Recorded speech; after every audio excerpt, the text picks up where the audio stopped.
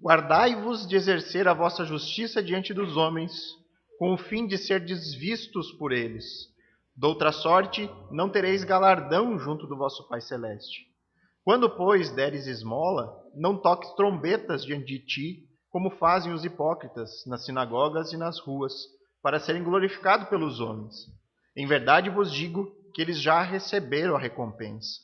Tu, porém, ao dares a esmola, ignore a tua mão esquerda o que faz a tua mão direita, para que a tua esmola fique em secreto, e teu Pai, que vê em secreto, te recompensará. Vamos orar mais uma vez, irmãos.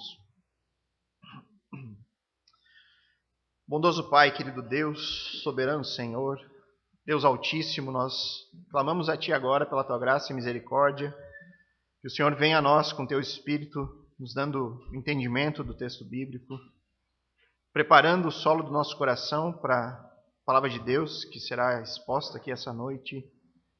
Que essa semente, Deus, encontre um terreno fértil, que ela possa crescer, frutificar, que possa realmente nos trazer crescimento, nos trazer convencimento da Tua verdade. A Palavra de Deus que nós cremos é uma verdade absoluta. Contrário a que o mundo prega de verdade relativa, nós cremos que a Palavra de Deus, ela é a Tua verdade e unicamente ela é a verdade.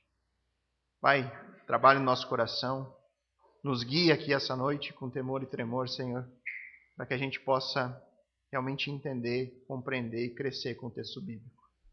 Essa oração nós fazemos em nome do Senhor Jesus Cristo. Amém. Então, irmãos, nós já encerramos o capítulo 5 do Evangelho de Mateus. O capítulo 5 ele é o primeiro capítulo do sermão mais famoso, né? O maior sermão que Jesus Cristo pregou aqui na terra, que é o conhecido Sermão do Monte, o Sermão da Montanha.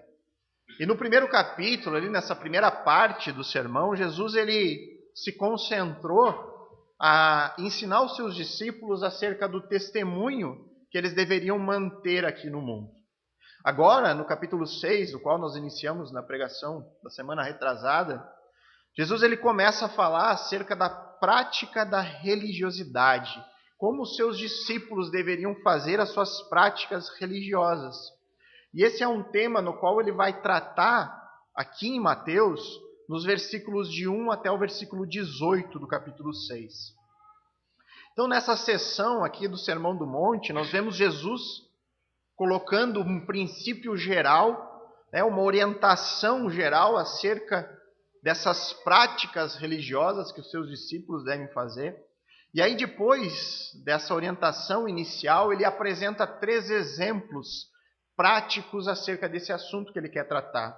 Ele vai fazer um exemplo sobre caridade, um exemplo sobre a oração e um último exemplo sobre o jejum. Esses 3 exemplos usados por Jesus, eles não foram escolhidos à toa, né? Jesus Cristo ele escolhe esses 3 exemplos porque eles eram a base do judaísmo do primeiro século.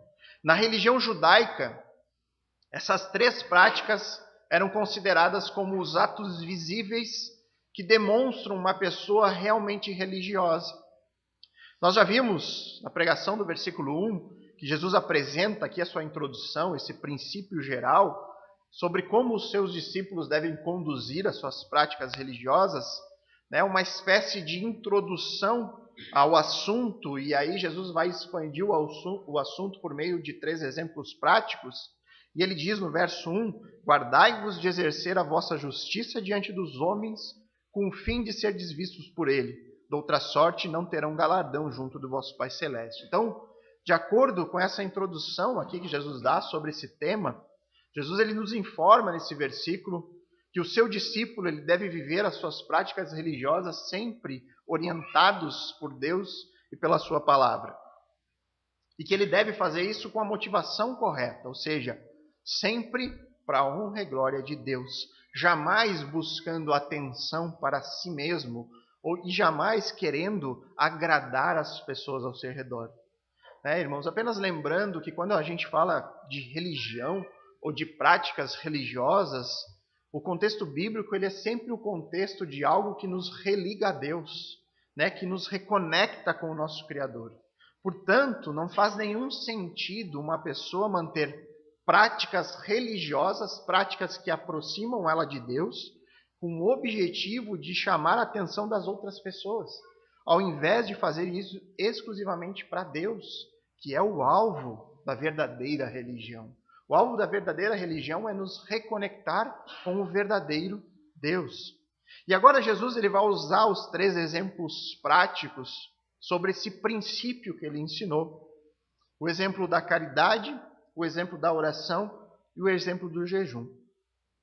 E você vai notar, e você vai notar isso mais precisamente com o decorrer da exposição, nas próximas semanas, que Jesus ele usa o mesmo padrão aqui no seu ensino.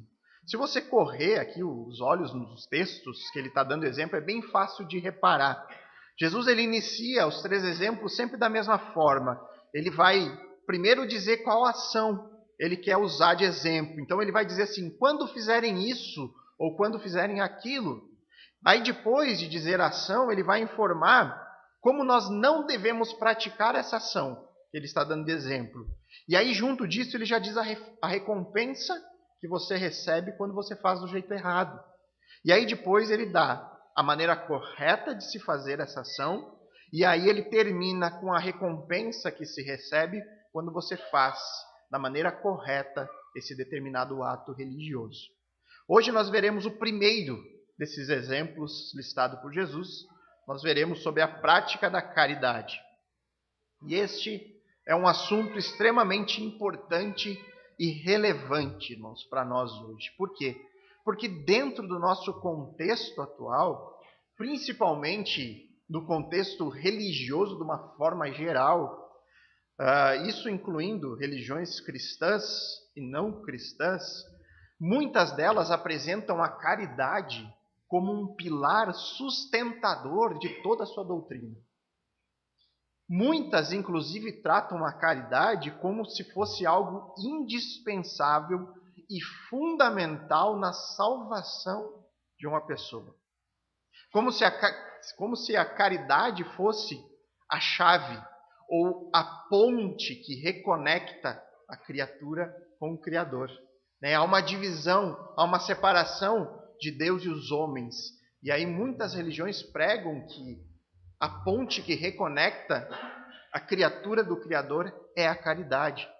Portanto, irmãos, meu principal objetivo aqui essa noite é que a gente entenda biblicamente o que Jesus ensina sobre caridade. O que ele tem a nos dizer sobre isso? O que a palavra de Deus nos instrui sobre esse assunto? E eu vou usar a mesma estrutura dada por Jesus aqui nesse ensino. Essa mesma estrutura que ele usa nos 3 exemplos. Nós vamos ver em primeiro lugar a ação. Que ação é essa? O que isso significa? Depois nós vamos ver como não fazer essa ação. E por fim, a maneira correta. Como que aqueles que se dizem discípulos de Jesus devem praticar tal ato. Então, em primeiro lugar, nós vamos ver a ação. A ação que Jesus exemplifica agora. Acompanhe no verso 2. Apenas a primeira parte. Quando, pois, deres esmola.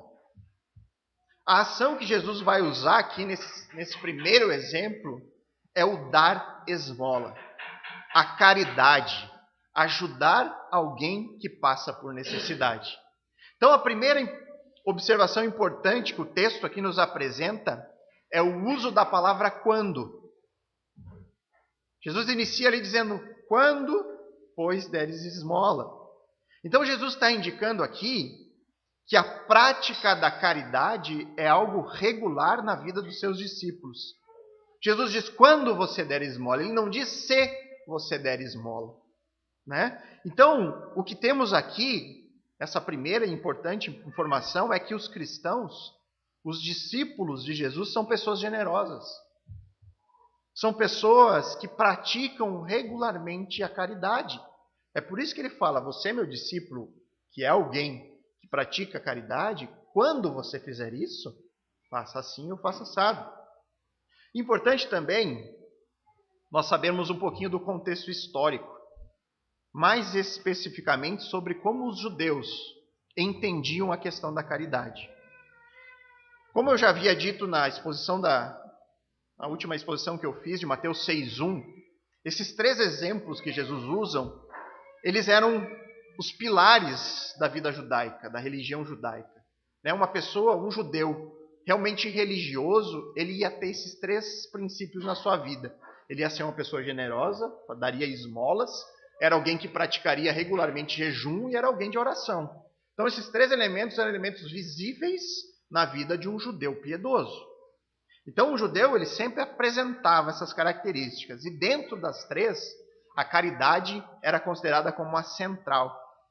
Inclusive, alguns autores judaicos, eles afirmavam, erroneamente, claro, que a salvação dependia de fazer caridades. Eles também pensavam assim, alguns dos mestres judeus. Então nós temos um contexto muito parecido com o contexto de Jesus no momento em que ele está falando essas palavras para aquela multidão que está ali ouvindo, e o contexto religioso atual. É muito similar.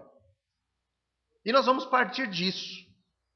A caridade, ela era um elemento fundamental da religião judaica. Da mesma forma que ela continua sendo algo fundamental na religião cristã. Jesus ele não nega isso. Jesus ele inclusive mostra que essa atitude generosa dos seus discípulos para com as pessoas em necessidade é algo certo. Ao ponto de ele dizer, olha, quando vocês agirem com caridade, não façam assim e façam desse jeito. Só que Jesus, ele não afirma em momento algum que isso deve ser feito para se obter salvação.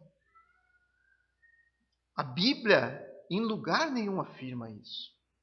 O que ele afirma é que o seu discípulo é alguém que vive em obediência aos seus ensinos. O discípulo de Jesus, ele quer obedecer ao seu mestre. E parte fundamental do que Cristo ensina é o amor ao próximo. Isso é parte fundamental do ensino cristão. Então, portanto, o discípulo ele vai agir de acordo com o ensino de Cristo e, consequentemente, vai agir de maneira amorosa com o próximo, através do quê? De generosidade, muitas vezes de caridade. Então, o ensino bíblico é que atos de caridade não salvam ninguém.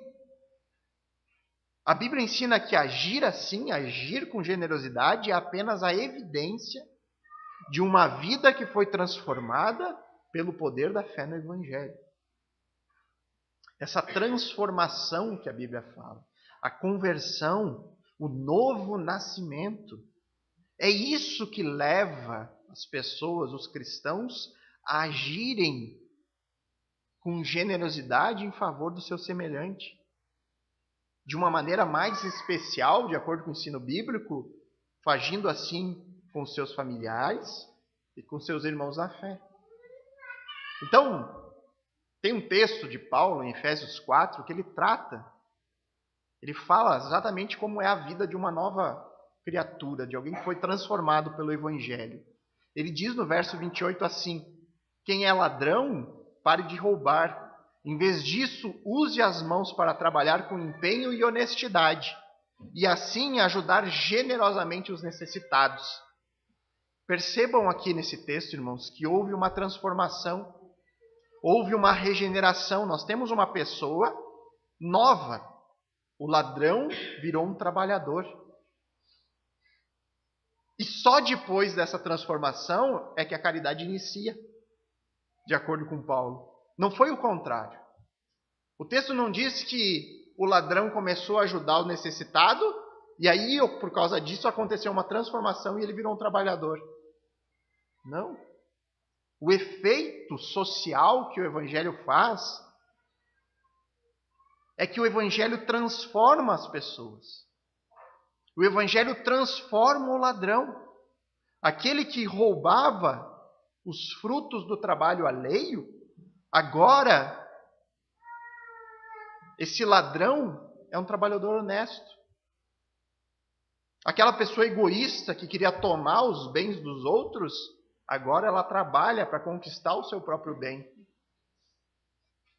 Então, o trabalhador agora, antes ladrão, agora trabalhador, uma pessoa que roubava a riqueza, agora é uma pessoa que gera riqueza, e além de gerar riqueza, ele contribui generosamente com as pessoas ao seu redor. Esse é o grande milagre do Evangelho. Essa transformação. Pegar o ladrão e transformar num trabalhador que ajuda aquele que precisa. E depois de transformado pelo poder do Espírito Santo de Deus, o discípulo de Cristo, ele age debaixo da perspectiva de que nós somos administradores dos bens que pertencem a Deus. Salmo 24:1 diz que a terra e tudo o que há nela são do Senhor. O mundo e todos os habitantes lhe pertencem. O discípulo também sabe que se Deus tem lhe abençoado com mais do que ele precisa, Deus está apenas dando ao discípulo a oportunidade de ele abençoar outras pessoas. Deus está no controle da riqueza e da pobreza.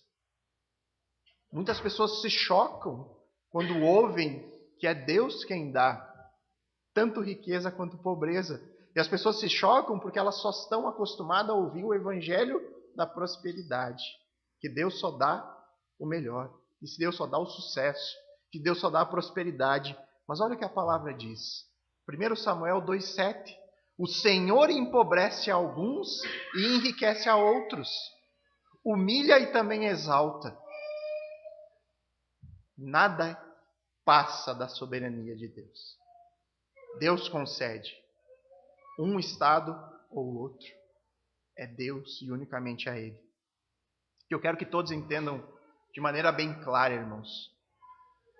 Atos de caridade são comuns aos cristãos. E por que isso é comum ao cristão? Por que o cristão age assim? Porque isso é uma demonstração natural do poder transformador do Evangelho na sua vida. Depois, para frente, nós vamos ver a questão da motivação. Como que nós não devemos fazer e como nós devemos fazer da maneira correta a caridade. Mas já adiantando um pouquinho, o cristão, ele não faz para alcançar méritos para ele mesmo. O cristão não faz caridade para dizer, eu sou uma pessoa muito boa, porque eu ajudo todo aquele que eu posso. O cristão faz isso porque é uma consequência de um coração regenerado, um coração que foi mudado, que foi feito novo pelo poder do Evangelho. A caridade é uma consequência de um coração que teme ao Senhor. O cristão vai ser certamente uma pessoa generosa. O cristão vai ser porque ele age de acordo com a palavra.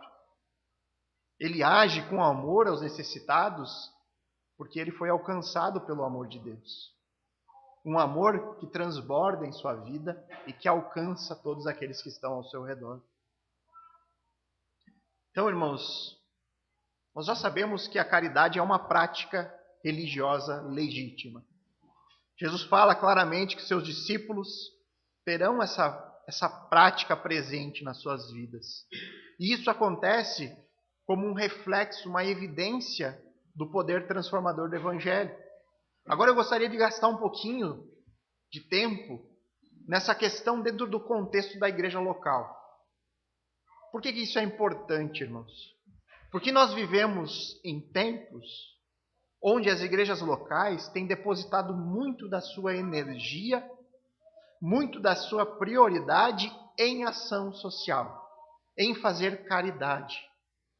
Igrejas com o desejo de se tornarem relevantes para a sociedade, elas passaram a priorizar a distribuição de alimentos, fazer campanha de agasalho, abrir creche, fundar ONGs, enfim.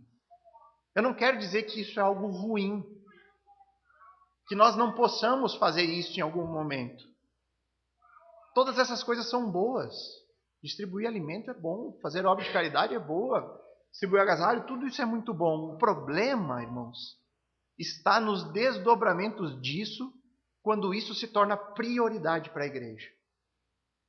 A igreja, irmãos, ao tentar se tornar relevante por meio de ação social, a igreja local deixa de lado, ela acaba deixando em segundo plano a sua função principal, que é transmitir a mensagem do Evangelho. ela acaba se transformando em uma entidade assistencial. Uma entidade que não tem quase nenhuma preocupação com o estudo da palavra, com a pregação do evangelho, com santidade, com disciplina. E muitas igrejas, irmãos, acham na ação social um campo muito mais emotivo. É muito mais acolhedor. A igreja se torna muito mais aceitável para a sociedade. Certamente, irmãos, nós seríamos muito mais reconhecidos se nós caminhássemos para o campo da ação social. As pessoas acham lindo uma igreja voltada para isso.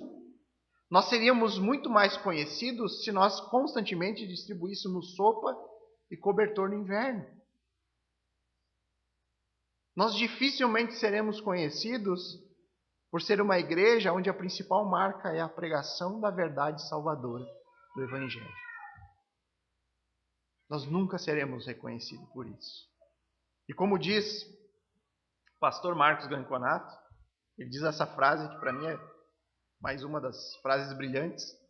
Ao invés da igreja formar um exército de soldados que defendem a fé e a verdade, a igreja de hoje tem formado apenas escoteiros sentimentais que acariciam gatinhos abandonados nas praças.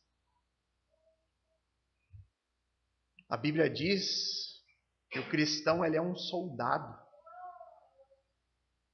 e que ele está numa batalha pelo verdadeiro evangelho neste mundo, pela mensagem que realmente muda as pessoas. O impacto social do evangelho jamais deve ser o nosso alvo final, a nossa prioridade. O impacto social ele ocorre por causa do poder transformador do Espírito Santo na nossa vida, individualmente agindo com caridade. O alvo principal da igreja deve ser sempre livrar as pessoas da condenação do pecado. E isso só pode ser feito por meio da pregação do Evangelho da cruz de Cristo. Se nós fizermos isso, se nós pregarmos o verdadeiro Evangelho, nós vamos ver pecadores sendo salvos e, como consequência da salvação, veremos também pessoas sendo auxiliadas nas suas necessidades. Do que adianta, irmãos, nós alimentarmos, aquecermos as pessoas e deixarmos elas sem a única coisa que é capaz de salvá-las? Deixá-las sem a pregação das boas novas de Cristo. Portanto, irmãos, se a nossa igreja quer ser relevante no mundo, que os nossos esforços estejam concentrados na pregação do verdadeiro Evangelho. Uma mensagem que é completa. Não saia dizendo Jesus te ama por aí. Fale também sobre arrependimento. Fale sobre o estrago do pecado no mundo. Fale sobre fé e sobre livramento do castigo eterno. Uma igreja que se diz cristã e que não cumpre essa tarefa, uma igreja que não tem como prioridade a pregação do Evangelho, no fim das contas ela não serve para nada. Não importa quanta bondade, quanta caridade essa igreja tenha feito, fazer isso alheio à pregação do Evangelho é o mesmo que não fazer nada. Então, nessa primeira parte, Jesus trata sobre a ação usada, nesse seu primeiro exemplo, sobre as práticas religiosas, a caridade. A caridade faz parte da vida do discípulo. Agora, na segunda parte, desse seu exemplo prático, Jesus nos ensina como nós não devemos praticar caridade. Ainda no verso 2. Quando, pois, deres esmolas, não toques trombeta diante de ti, como fazem os hipócritas nas sinagogas e nas ruas, para serem glorificados pelos homens. Em verdade, eu vos digo que eles já receberam a recompensa. Então, nós já vimos aqui qual é a ação tratada no exemplo de Jesus, quando fizerem caridade, esmola, quando você ajudar alguém com necessidade. E agora vem a instrução de como não fazer. Ele diz, não toques trombeta diante de ti. É muito difícil, irmãos, para nós afirmarmos O que exatamente acontecia naqueles dias que levou Jesus a citar esse tocar trombetas? Alguns afirmam, alguns estudiosos dizem que alguns grupos judeus tinham esse costume de ir ao templo, entregar as suas esmolas, e no caminho até o templo eles iam tocando trombetas para anunciar essa obra que eles fariam. Só que isso não há confirmação em nenhuma fonte judaica. É muito difícil você dizer que isso acontecia sem o respaldo do próprio judaísmo. Outros dizem que essas trombetas elas eram soadas durante os jejuns públicos dos judeus e que nesses momentos de jejum eles davam esmola para garantir que aquele jejum realmente faria efeito. Então é muito difícil para a gente dizer aqui, acontecia exatamente isso, é por isso que Jesus está falando. Agora, não é porque nós não sabemos exatamente o que ocorria que a gente não possa achar o sentido do texto. E o sentido é muito claro. Ele diz, não toque trombeta diante de ti como fazem os hipócritas. O discípulo não deveria tocar trombetas como faziam os hipócritas. E aqui, irmãos, a palavra hipócrita no grego, koiné, que é o grego original, ele possui o significado literal de um ator. Essa palavra era usada para dizer de uma pessoa que estava desempenhando um papel. Alguém que estava interpretando algo que não era ela mesma. Essa pessoa, na verdade, estava desempenhando o papel de um impostor. Então, os hipócritas, eles faziam as suas práticas religiosas de uma maneira enganosa. Eles estavam ali tentando enganar as pessoas com uma aparência de piedade fingida, e ao agir assim, eles acabavam enganando a eles mesmos. Então, o objetivo do hipócrita, segundo o texto, era só um: serem glorificados pelos homens. Portanto, mesmo nós não sabendo o que é exatamente tocar trombetas aqui, mas nós sabemos certamente que, seja o que for, isso era feito de uma maneira a passar uma impressão de uma pessoa piedosa. Era para transmitir uma ideia, né, um aspecto externo de religiosidade com o objetivo de receber aplausos das pessoas, para que as outras pessoas reconhecessem nele uma pessoa religiosa. E o resultado de se fazer isso, segundo o texto, em verdade vos digo, que eles já receberam a recompensa. E aqui também, irmãos, é importante nós sabermos o que essa palavra recompensa aqui tem no seu significado original, porque ela vai ser diferente da recompensa do verso 4, não são a mesma palavra aqui. Recompensa nesse versículo possui a ideia de um pagamento, de salário. Então significa que o hipócrita ele está trabalhando para obter o devido pagamento. O hipócrita está fazendo tudo com o objetivo de receber reconhecimento dos homens. Então, o pagamento, o salário disso que ele está trabalhando para receber é só aquilo que ele está fazendo, né? Então, se você realiza suas práticas religiosas com o objetivo de ser reconhecido, o objetivo de receber tapinho nas costas, nossa, como você é uma pessoa piedosa. Então, a sua recompensa, o seu pagamento, vai ser na forma que você espera.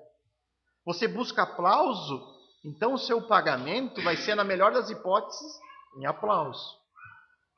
O ensino de Jesus aqui é que as práticas religiosas, em especial a caridade, a ajuda àquelas pessoas que enfrentam necessidade, jamais deve ser feita com o objetivo de atrair as pessoas, a atenção das pessoas para si mesmo. E aí ele diz que caso você haja dessa maneira, como um hipócrita, a sua recompensa será naquilo que você procura. Apenas o reconhecimento dos homens e não de Deus. Eu não sei o quão claro isso está na cabeça de vocês, irmãos, se você acompanha a exposição do Evangelho de Mateus até aqui. Mas desde o princípio do Sermão do Monte, e isso vai progredindo ao longo do Evangelho, Jesus está mostrando que a verdadeira religião não é feita de aparência externa. A verdadeira religião é feita de um coração puro, que busca agradar a Deus acima de qualquer coisa. Jesus ele combate em praticamente todo o Evangelho de Mateus a hipocrisia religiosa. Essa tentativa de se religar a Deus por meio de práticas externas, exteriores, né, que mostram uma aparência piedosa. E como é comum isso, irmãos. Desde o Éden, quando o pecado entrou no mundo, quando Adão e Eva pecaram, a primeira tentativa de Adão em corrigir o seu problema foi pegando folhas de figueira e fazendo uma roupa. Ele tentou consertar o problema do pecado com a sua aparência externa. Só que o problema disso, de corrigir o nosso problema com Deus por meio de coisas externas, é que ela só funciona com os homens. Porque nós olhamos, o nosso olhar é limitado. Nós não conseguimos ver o que está no coração. Nós não conseguimos ver qual é a motivação e a intenção. Mas quando nós falamos de religião, de nos religar a Deus, Deus conhece. Então não faz sentido eu manter uma religiosidade de aparência. Porque o máximo que eu vou conseguir é impressionar as pessoas. Jamais impressionar o próprio Deus. E, irmãos, durante a minha experiência religiosa, eu pude observar muito disso. Mas muito mesmo. As igrejas do nosso dia são expertas em produzir pessoas preocupadas apenas com a aparência exterior. Pessoas preocupadas em atrair atenção para si mesmos. O próprio culto é feito de uma maneira a colocar a atenção no homem. Colocar a atenção nas necessidades das pessoas. E aí você encontra pessoas fazendo orações aos berros. Você encontra pessoas rolando pelo chão. Você encontra pessoas que levantam seus envelopes de ofertas e dízimos bem alto para ir conseguir alcançar a bênção do pastor que vai ser dada só para os ofertantes e dizimistas. Você encontra pastores que a sua única preocupação é chamar a atenção para si mesmos e para os seus supostos dons espirituais. Não é esse tipo de conduta que Deus está combatendo aqui. Não é exatamente isso que Cristo está ensinando. Pessoas que estão ali desempenhando um papel. Legítimos atores.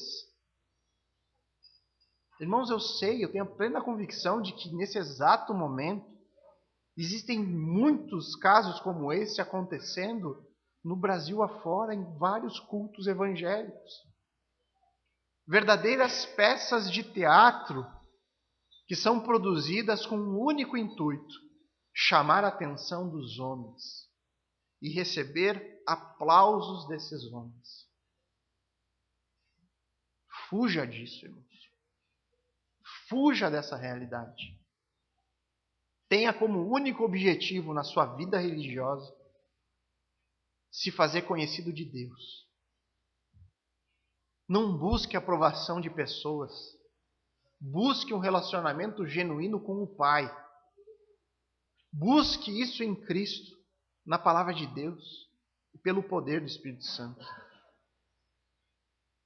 Irmãos, eu fico muito alegre de tê-los aqui essa noite, que vocês têm vindo para escutar a pregação, mas eu digo, não venha e não faça parte de uma igreja por causa de pessoas. Não venha para uma igreja porque nessa igreja você foi bem recebido, ou você acha as pessoas legais, ou porque ali você se sentiu bem, ou porque você gostou que naquela igreja não tem muita gritaria, ou porque ali não pedem dinheiro. Não venham para a igreja por isso.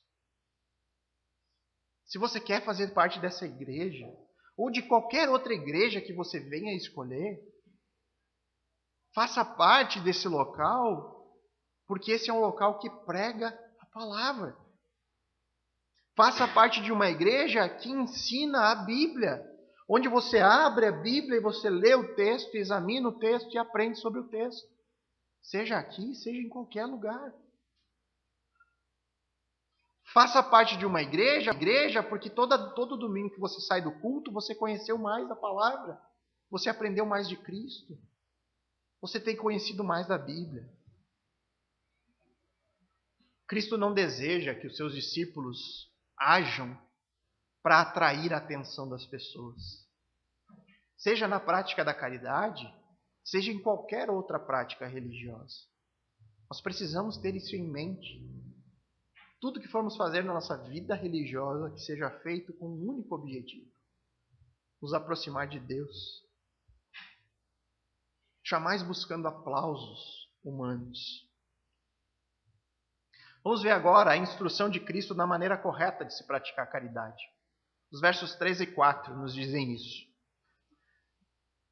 Tu, porém, ao dares esmola, ignore a tua mão esquerda o que faz a tua mão direita, para que a tua esmola fique em secreto, e teu Pai, que vem em secreto, te recompensará. Então Jesus aqui ele inverte a argumentação, né? Ele passa a falar a maneira correta de se praticar atos de caridade. Isso fica muito claro aqui pelo uso do tu, porém. Né?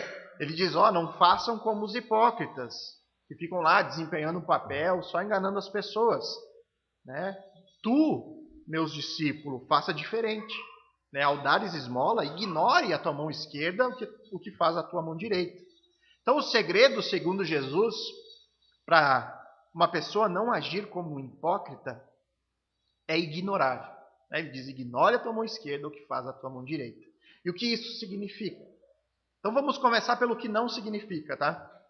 Não significa dizer que você deve fazer caridade como um agente secreto, né? Vou ajudar aquela pessoa que está precisando, né? Põe a mão no bolso e... minha mão enxergou, tem que fazer de novo, né? Ninguém pode ver, fulano passou ali, não. Não é isso. Né? Também não significa que você não deva ajudar as pessoas no sentido de, já que é tão perigoso isso, já que, né, eu tenho que, minha mão não pode ver, então eu não vou nem ajudar, porque não vou correr o risco de fazer errado, então eu prefiro não fazer. Não. Ignore a tua mão esquerda o que faz a tua mão direita. A ideia aqui, irmãos, é que a mão direita é a mão da ação. Né? Você está com a mão direita entregando a esmola, entregando ajuda à pessoa que precisa. O hipócrita, neste momento, ele entrega a caridade com a mão direita e com a mão esquerda ele fica chamando a atenção das pessoas. Está entregando e está olhando lá. Está vendo aqui? Estou fazendo caridade. O discípulo, ele deve agir com uma mão, entregando a oferta, e ignorar a outra, aquilo que está sendo feito. Ou seja, ele não deve atrair a atenção de ninguém.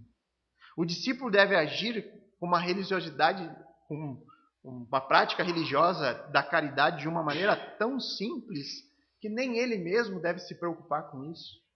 A ideia é que esses atos de generosidade são tão comuns na vida do cristão que nem ele próprio sabe exatamente o quanto ele tem ajudado. Porque ele não fica cuidando, né? Quanto eu já ajudei, quanto eu ajudei, fazendo, né? Somando. Olha só, Senhor, eu já ajudei, dei 10% de tudo que eu ganho por ações de caridade por aí. Não, isso é comum, ele não se preocupa o quanto ele tem ajudado. Então, irmãos, a preocupação do verdadeiro discípulo está apenas em ser obediente ao Senhor. E os seus atos de caridade são motivados apenas por isso. Exercer compaixão para com as pessoas por causa da sua obediência ao Senhor. E a consequência desse tipo de atitude é apresentada por Jesus ali. E teu Pai que vem em secreto te recompensará. Lembram que eu falei que a palavra era diferente no verso 2? Agora, recompensa, né? Aqui o verbo recompensar na língua original, ele é diferente da usado no verso 2. No versículo 2 a ideia é de um salário, de receber o pagamento por algo que você trabalhou. Já agora no verso 4, aqui o verbo tendo Deus como sujeito, ele tem o sentido da retribuição. Agora sim, receber uma recompensa por algo bom que o discípulo realizou. Então, uma ilustração aqui possa ajudar, né? É aquela ideia, eu olhei para o vizinho, mora aqui do meu lado uma senhora, já de uma certa idade, a grama dela está alta, estou vendo que ela não tem condições de arrumar o pátio da casa dela, eu vou ali ajudar, fazer uma caridade para ela. Vou lá cortar a grama, e você corta a grama da vizinha, sem esperar nada em troca. Você fez aquilo por amor, por querer ajudar, né? E você não está esperando receber nenhum tipo de pagamento. E aí a vizinha no outro dia bate na sua porta, lá entrega uma bela nega maluca para ti. Olha o que eu fiz. Estou te retribuindo. É uma recompensa. Esse é o sentido da palavra nesse versículo. É você receber algo bom por algo que você não trabalhou. Você fez aquilo por amor a Deus, por amor à pessoa, sem esperar nada em troca. Então a ideia é que Deus ele vai nos recompensar mesmo sem nós merecermos, ou mesmo sem nós ter feito algo buscando a recompensa. Agora, que tipo de recompensa é essa que receberemos? Quando que ela vai ser entregue? Jesus não fala, Jesus não desenvolve esse assunto aqui, não nos explica com detalhes no texto. Então, nós devemos olhar isso dentro do contexto do Novo Testamento, dentro daquilo que o Novo Testamento ensina sobre recompensas. E o Novo Testamento diz que quando nós agimos em obediência a Deus, quando a nossa motivação é a correta, nós podemos ter a certeza de que Deus nos recompensará com suas bênçãos sobre nós, desde já, no tempo presente. E essa recompensa também atingirá o tempo futuro, a eternidade. Ou seja, Deus nos abençoa desde já como seus discípulos, nos abençoa com muito mais do que merecemos, com muito mais do que realmente precisamos, e podemos ter a certeza que Ele continuará a fazer isso numa escala muito maior na eternidade. Portanto, irmãos, segundo o ensinamento de Jesus, existem princípios fundamentais que devem guiar os discípulos na prática da caridade. São eles: a atitude generosa do cristão deve ser guiada unicamente pela obediência a Deus, pela obediência à palavra de Deus, aos seus mandamentos, e jamais deve ser feita com o objetivo de obter méritos próprios. Portanto, o cristão, ele faz caridade? Faz, como um ato de obediência a Deus, nunca meritório, nunca buscando apresentar isso diante das pessoas ou até mesmo diante de Deus. Mas existem também alguns princípios e alguns benefícios que vão além dessa recompensa de Cristo e que o discípulo ele recebe de Deus e que talvez não sejam tão óbvios, mas que são importantes que a gente entenda. Por que é importante nós praticarmos a caridade na vida cristã?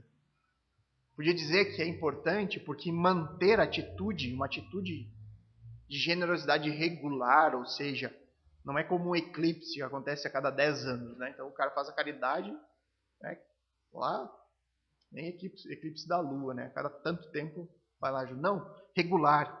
Se o cristão ele faz isso como uma prática na sua vida, isso demonstra que o discípulo, primeiramente, ele tem um desapego material. Mostra que o discípulo ele quer compartilhar as bênçãos que Deus tem lhe dado com outras pessoas. E isso mostra o quê? Que o seu coração não está preso neste mundo. Que mostra um coração que é disposto em ajudar, que não é avarento.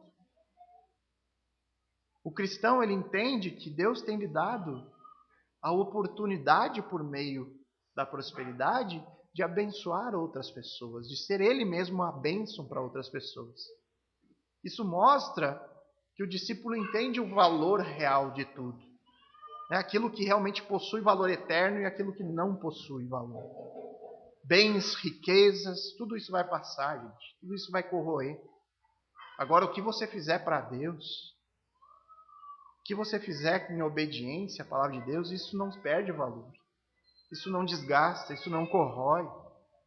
Então o discípulo deve entender que a vida humana possui sim muito valor. E ele deve, sempre que possível, ajudar aqueles que precisam. Então o discípulo ele entende isso, ele age de acordo com esse entendimento. Ele sabe que a sua vida aqui neste mundo, ela deve ser vivida à luz da eternidade, ou seja, todos os seus atos aqui possuem um reflexo na verdadeira vida, uma reação lá, naquela vida que será vivida. Manter uma atitude generosa também nos ajuda a estarmos atentos às necessidades dos outros, a prestar atenção na grama da vizinha. Pessoas que estão atentas com as necessidades dos outros são pessoas com um coração generoso. Então os olhos da pessoa generosa não estão só no bolso. Ela está sempre buscando uma oportunidade de exercer com generosidade, com caridade com as pessoas. Então agir assim, irmãos, é a mais pura demonstração que Deus lhe alcançou. Que você foi alcançado por um amor que transborda ao ponto de atingir a vida de outras pessoas. Então nós podemos concluir aqui com base no que Jesus ensinou aqui no Sermão do Monte, sobre a caridade, essa prática que faz parte da religião cristã, que a generosidade do discípulo ela é evidência do poder transformador do Evangelho que mudou na sua vida. O discípulo ele não age para atrair a atenção das pessoas, mas ele age movido pela obediência. Ele jamais quer conquistar algum tipo de mérito diante de Deus.